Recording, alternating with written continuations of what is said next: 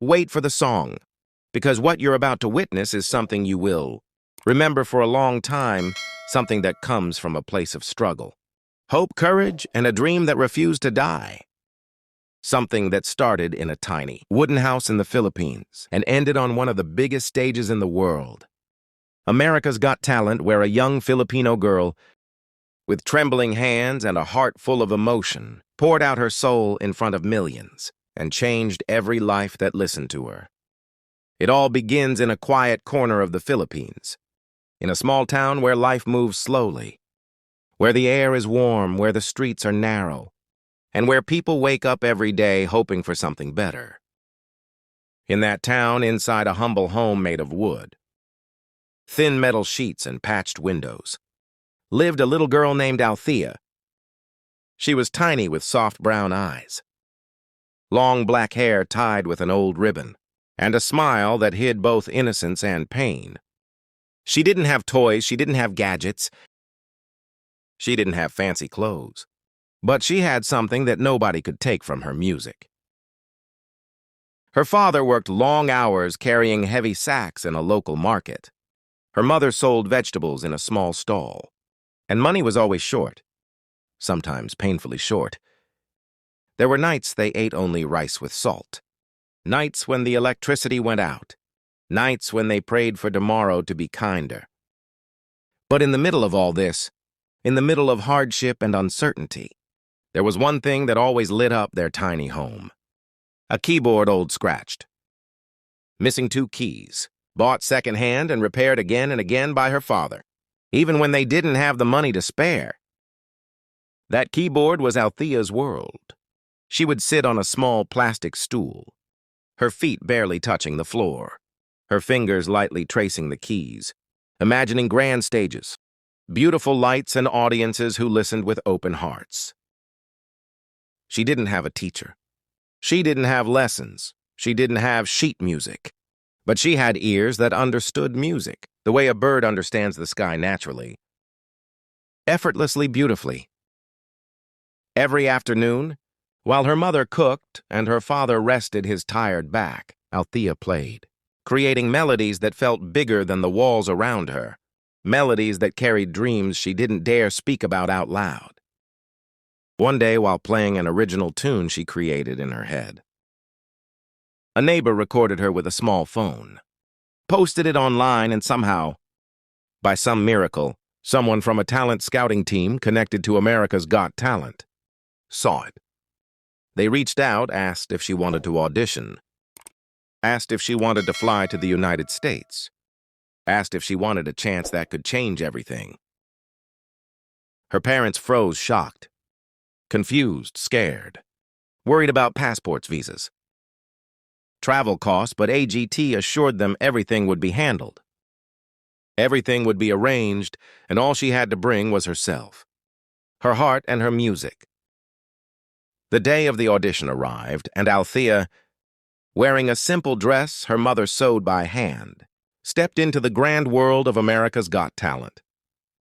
She looked around with wide eyes, seeing the glowing lights, the big stage, the giant red logo she had only ever seen in videos on her father's phone. She held her mother's hand tightly, too afraid to let go backstage. Contestants warmed up, producers rushed back and forth. Cameras rolled, and she felt the weight of the moment pressing on her small shoulders. The piano on stage wasn't like her old keyboard back home. It was massive, glossy, intimidating, beautiful. She touched the keys gently, feeling them respond, listening to the clean, rich sound echoing in the giant theater. It almost brought tears to her eyes. And then the moment came. Her name was called.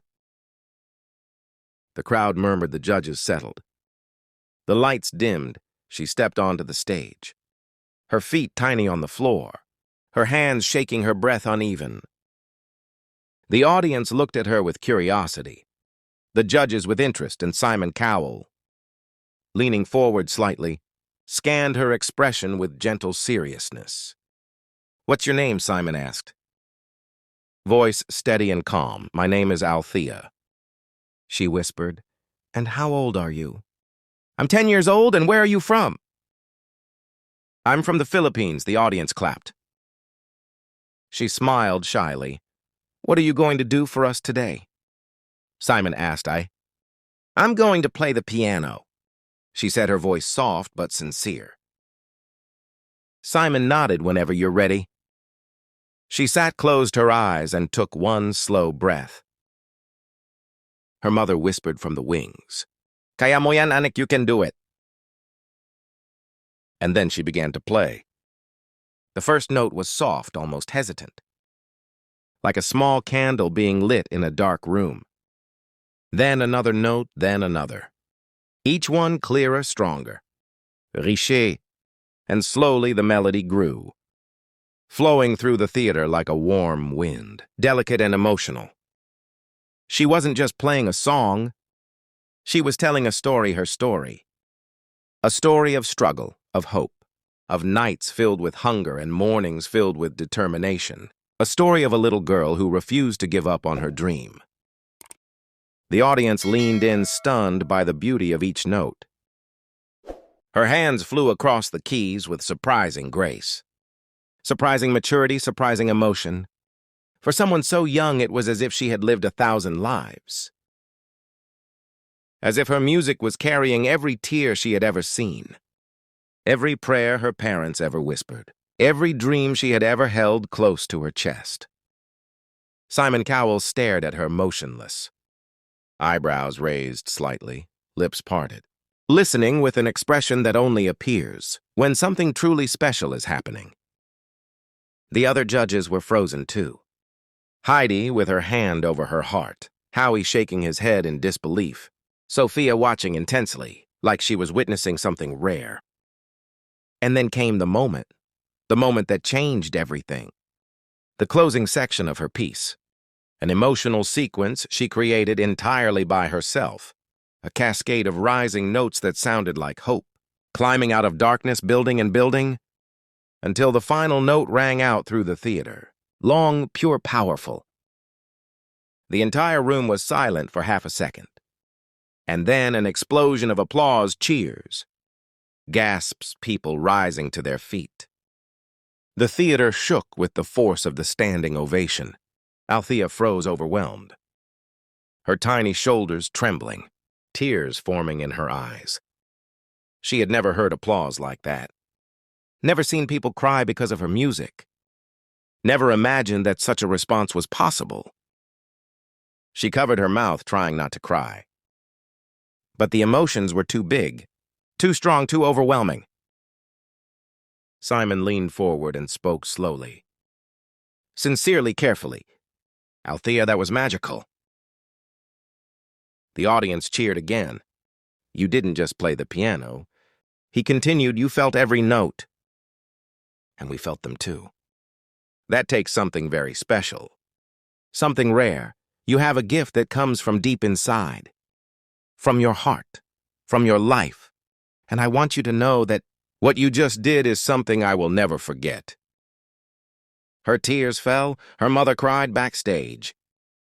Her father, watching from the side with calloused hands pressed together, whispered, Salamat Diyos ko, thank you, God. And then it happened. Simon pressed the golden buzzer. The crowd erupted. Golden confetti filled the air like shining rain. And Althea stood frozen as it fell around her, covering her hair, her face, her dress, the piano she had just played. Her mother ran on stage, hugged her tightly, both crying uncontrollably. Simon walked up to them, smiling softly, congratulating them, telling them their lives were about to change. The moment spread across social media within hours, touching millions, making people cry, inspiring kids who had dreams but no resources, inspiring parents who worked hard every day for their children's futures, inspiring anyone who had ever felt too small to be seen. News channels talked about her talent. Coaches praised her, pianists reacted to her performance, and people from around the world sent messages of love and support. But back home, her neighbors watched the replay on a small TV outside their house, cheering, crying. celebrating like she was their own daughter. And through it all, Althea stayed humble. She practiced, she learned. She grew, she kept her heart open. She kept her dreams alive. She remembered where she came from, remembered the small keyboard with broken keys, remembered the nights when she played while her parents worried about bills, remembered the prayers, the sacrifices, the moments when her dream felt impossible. And now she stood on one of the biggest stages in the world, bathed in golden confetti, proving that greatness can rise from the smallest places. That talent can come from anywhere, that hope is stronger than poverty, and that dreams, when believed in, can blossom into miracles. Her journey wasn't just about one audition. It was about a message. Never underestimate someone because they come from a place of struggle. Never judge a child by their background. Never assume that talent needs money to shine. Sometimes the most powerful stories come from those who have the least, because they feel the world differently. They understand pain differently. They understand joy differently. And they express it through their art in ways that touch the soul. And so, as her golden buzzer moment lit the world on fire, she became a symbol of hope, a voice for children who dream big, a reminder that destiny doesn't care about where you start, only about how far you're willing to climb. And this is only the beginning of her story.